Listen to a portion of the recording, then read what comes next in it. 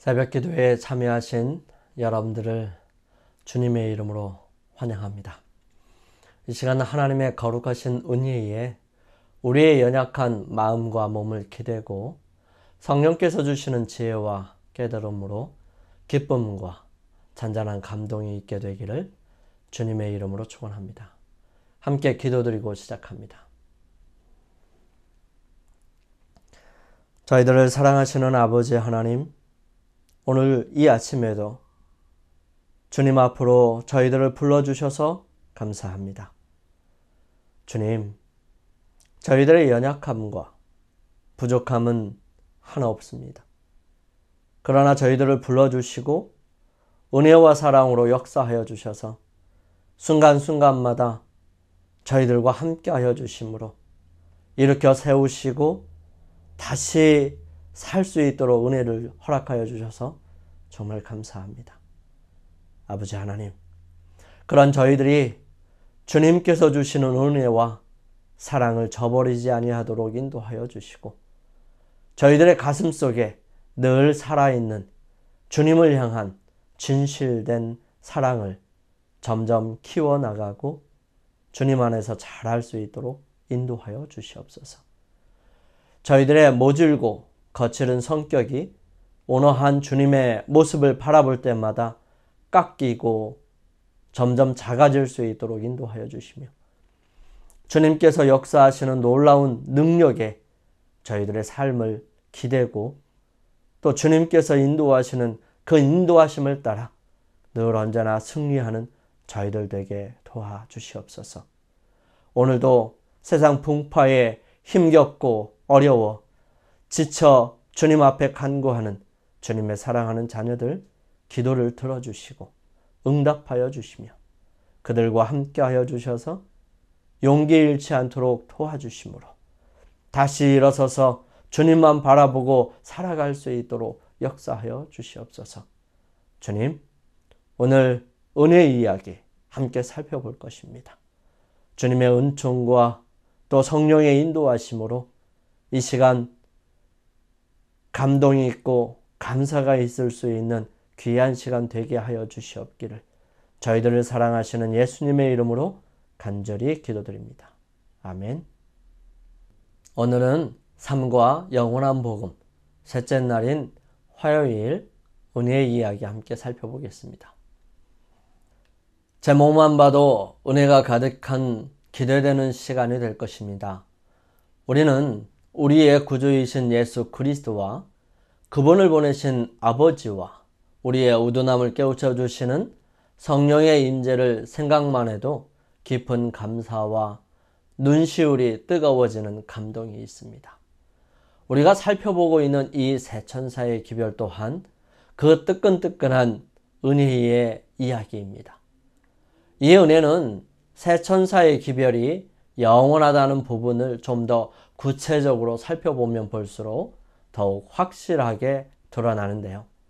그 시작점을 기별을 전해주는 요한의 때가 아니라 요한이 바라보는 미래에 있을 그때에 이루어진 것도 아닌 온 인류가 시작되기도 전에 이루어진 놀라운 경륜이라는 사실입니다. 우리는 오늘 이 부분을 함께 살펴볼 것입니다. 세상에서 말하는 은혜와 성경에서 말하는 은혜는 다릅니다. 성경에서 말하는 은혜는 우리의 신분을 바꾸어주는 은혜입니다. 즉, 죽을 수밖에 없는 사람에게 영원히 살 수 있도록 필요한 모든 부분을 값없이 주신다는 것입니다. 에베소서 4장 7절에 대한 화이주석은 이렇게 진술합니다. 은혜란 사랑을 받을 가치가 없고 잃어버린 바 된 사람에게 사랑을 베푸는 것을 의미한다. 그리스도는 여호와 우리의 의라 일컬음을 받으시며 믿음을 통하여 각자는 여호와는 나의 의시다 라고 말할 수 있어야 합니다. 믿음으로 이 하나님의 은사를 굳게 붙잡을 때에 하나님을 찬양하는 소리가 우리의 입술에서 떠나지 않게 될 것입니다. 우리들은 다른 사람들에게 보라, 세상 죄를 지고 가는 하나님의 어린 양이로다 라고 말할 수 있을 것입니다. 왜냐하면 그분께로부터 완전한 대속을 받았기 때문이에요. 그때에 우리들은 잃어버린 영혼들에게 구원의 계획에 관하여 말할 수 있을 것이고요. 이 세상이 죄의 저주 밑에 있을 때에 주님께서는 타락하고 소망이 없는 죄인들에게 자비의 조건들을 제시하셨으며 당신의 은혜의 가치와 의미를 나타내 보이셨습니다. 은혜란 공로가 없이 받는 호의입니다.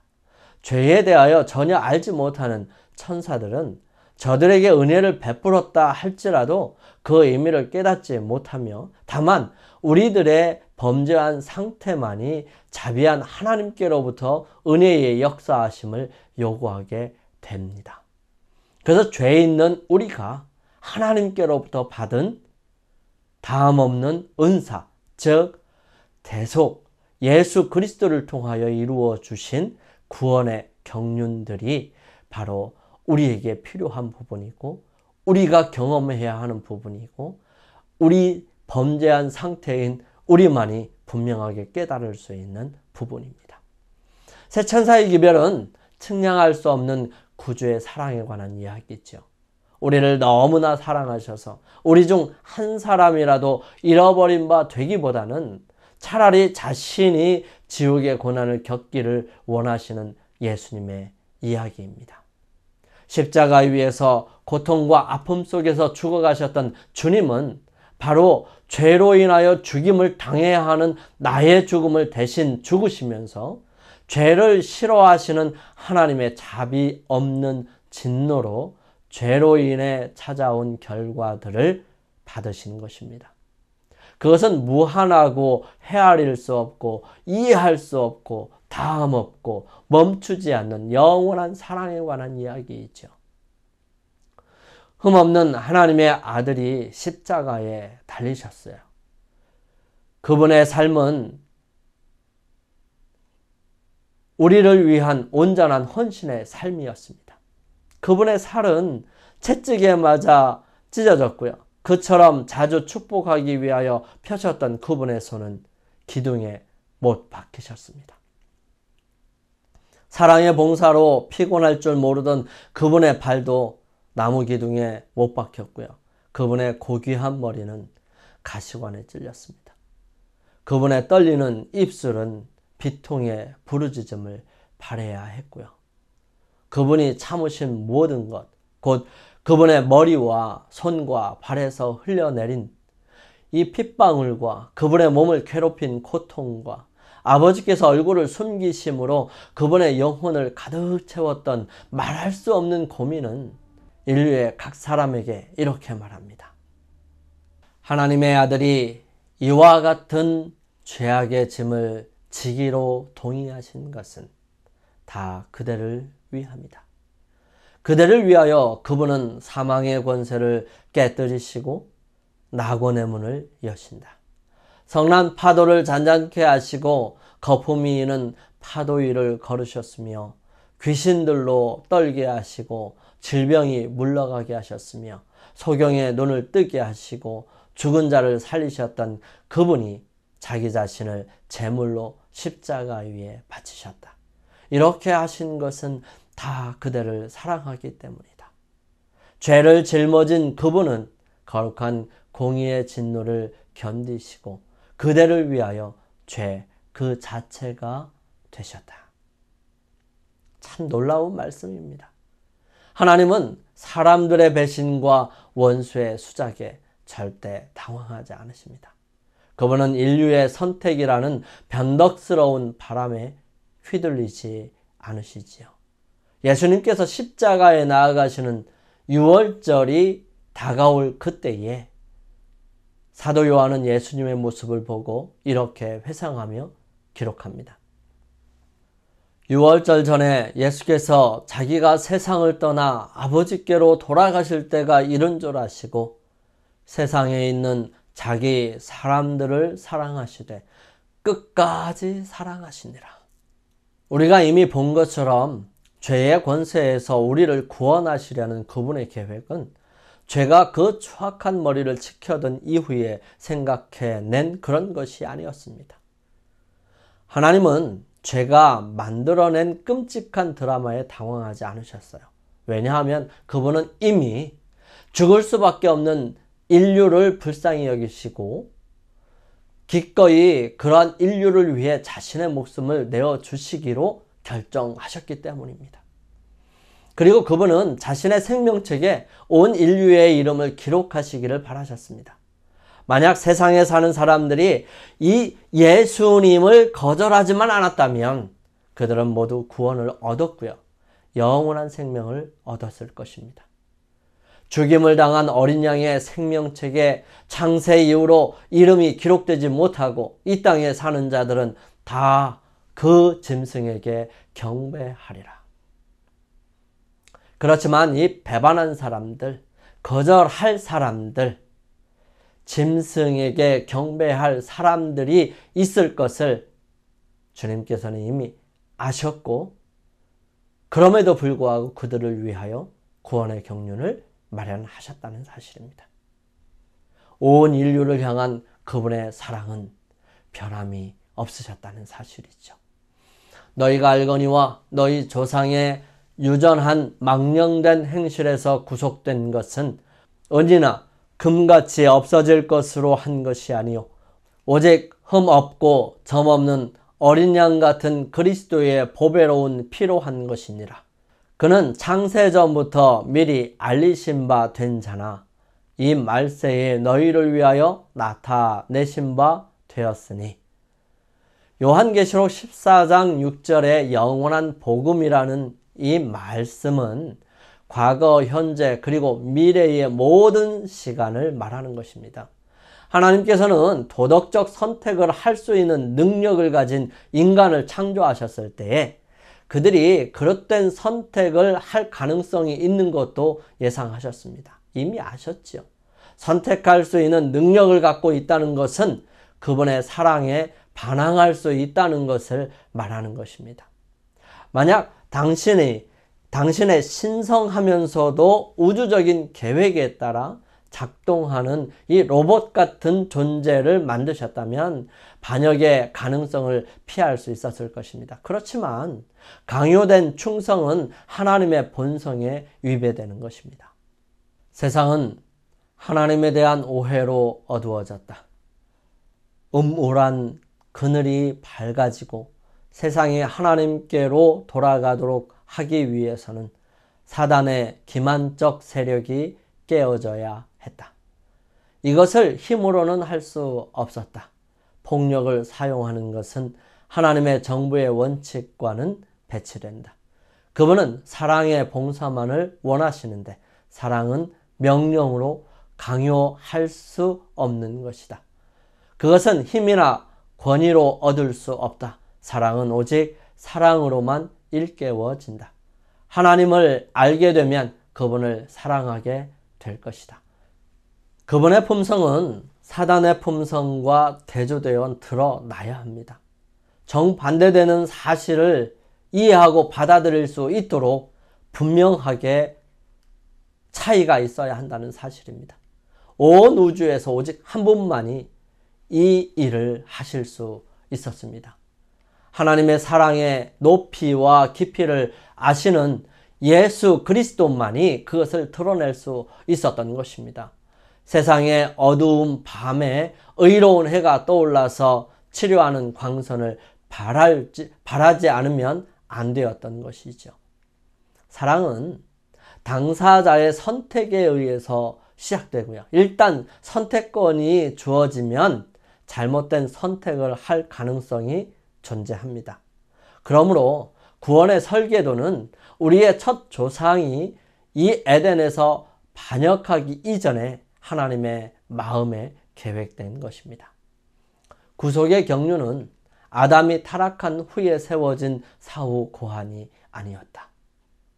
이 경륜은 영세전부터 감추었다가 알게 하신 그 비밀의 계시였다고 기록합니다.